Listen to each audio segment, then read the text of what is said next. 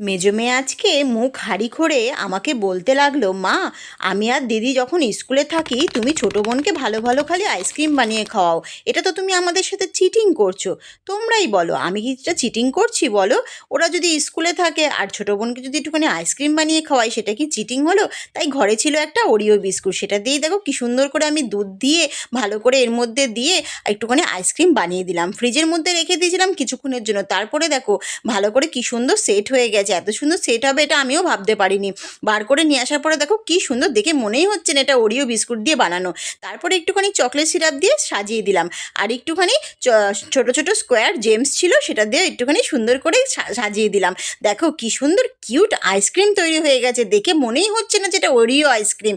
তারপরে দিলাম মেজো মেয়েকে ডেকে, মেজো মেয়ে তো দারুণ খুশি হয়ে গেছে, বললো মা এরকম রোজ রোজ তুমি আমাদেরকে এরকম আইসক্রিম বানিয়ে খাইও। আমার যদি এই ভিডিওটা তোমাদের ভালো লাগে তাহলে প্লিজ চ্যানেলটাকে সাবস্ক্রাইব